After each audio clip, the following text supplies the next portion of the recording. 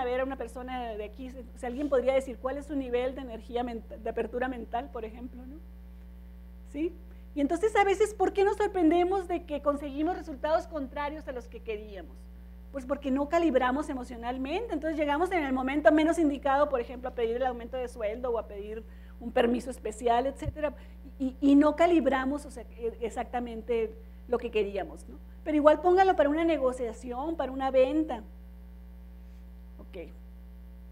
¿Y cómo estamos en estas otras competencias emocionales? El otro era el alfabetismo emocional. Intencionalidad, ¿qué quiere decir? Yo digo que voy a hacer algo, me propongo y lo logro, ¿no? Así con lo que decíamos, voy a hacer ejercicio, o sea, voy a estudiar maestría, voy a lograr tal cosa y lo termino. Creatividad, el tema que alguien vino a la conferencia de ayer, que estuvo muy buena, por cierto.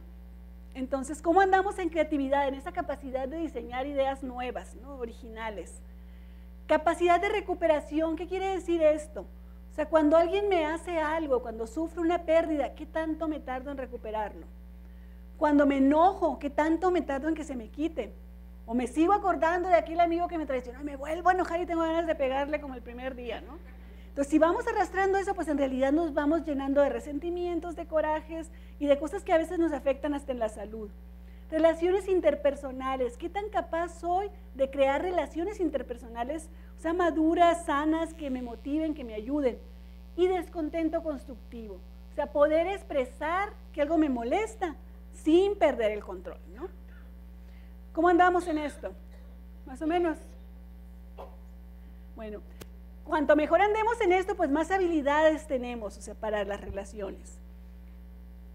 Y en valores y creencias emocionales, ¿qué tan capaz soy de sentir compasión?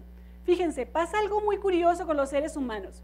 Funcionamos en base a modelos. En todas las cosas que pasan, nos estamos viendo una película y nos identificamos con el muchacho de la muchacha de la película, etcétera, ¿no? O nos identificamos con alguno de los personajes. Siempre estamos buscando modelos.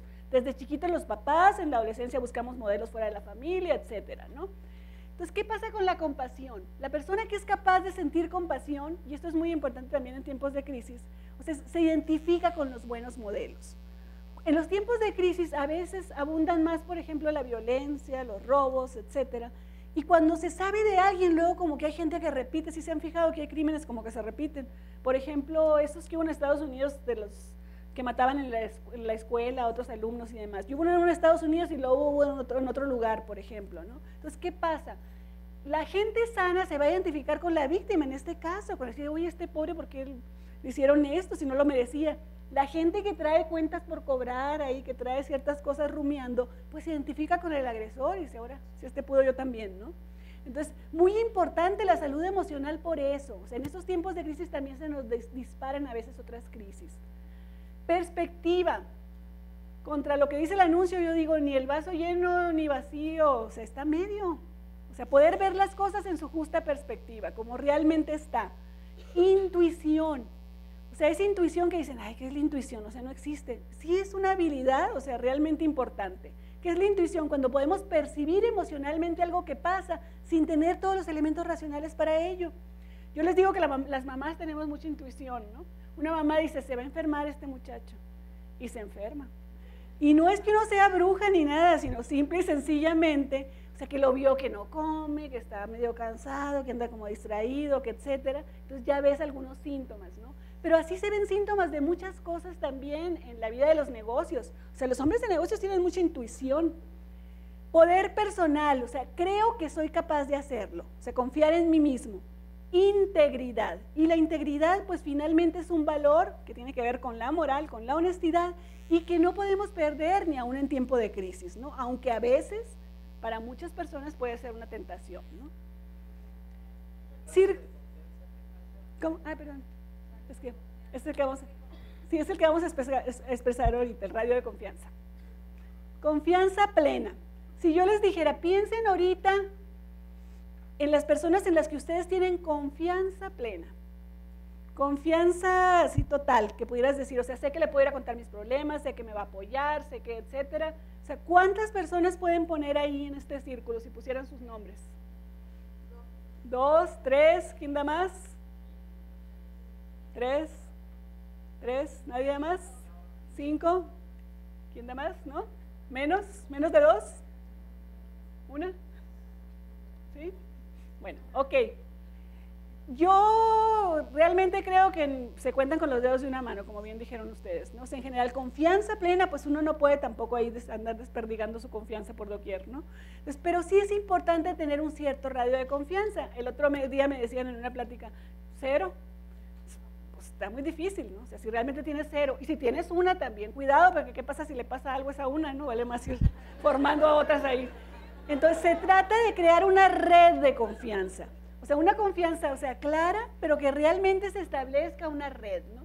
Entonces, sí es importante. Ahora, la siguiente pregunta sería, si a esas personas que ustedes pensaron, esas 5, esas 3, esa 1, esas 2, yo les preguntara lo mismo, ¿pondrían su nombre ahí, el de ustedes? Bueno, esto es muy importante, esa reciprocidad dentro de una red de confianza es fundamental, ¿no? Entonces, aquí la pregunta es, ¿esa red de confianza, estamos conformes con ella? ¿La queremos ampliar? ¿Se la queremos probar? ¿Sí? Entonces, es algo que hay que trabajar, esa red de confianza. ¿Cómo estamos en resultados emocionales? Con todo esto, con un entorno difícil, como sabemos que lo estamos viviendo, con nuestras competencias emocionales que traemos, con nuestras habilidades emocionales, ¿qué resultado estamos obteniendo? ¿Cómo andamos de salud? ¿Cómo andamos en calidad de vida? ¿En relaciones? ¿Y estamos dando nuestra actuación más óptima? ¿Cómo nos sentimos? Bueno, entramos en la etapa final y después entramos a preguntas y respuestas.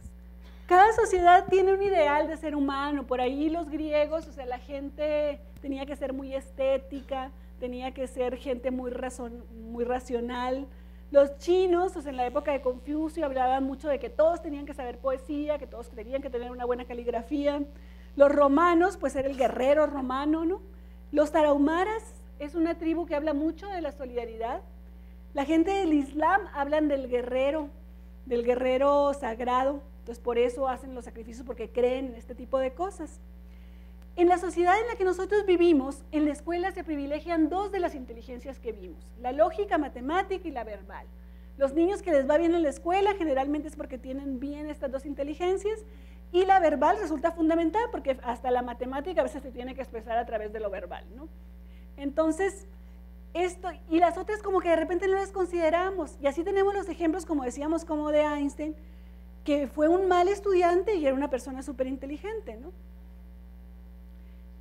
Y la persona inteligente en el mundo empresarial, el que visualiza oportunidades de negocios, ¿de qué inteligencia estaríamos hablando?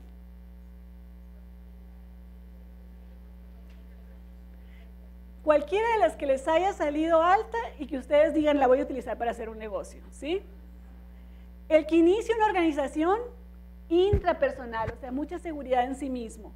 El que corre riesgos calculados, también seguridad en sí mismo. El que hace que las cuentas cuadren, pues la lógica matemática, ahí sí. Y el que hace que los accionistas estén satisfechos, la interpersonal, la verbal también. Y en tiempos de crisis, ¿quiénes son los inteligentes? Por ahí me encontré un autor que dice que lo que se requiere en las crisis es alguien que sepa analizar los símbolos, algo que lo que hablábamos ahorita con la intuición, y aquí en cualquiera de nuestras inteligencias nosotros podemos ser los capaces de analizar símbolos. ¿A qué me refiero? La gente que analiza las tendencias del mercado dice hacia dónde van las cosas. A la gente que analiza las tendencias, o sea, sociales, y dice dónde están las oportunidades de negocios.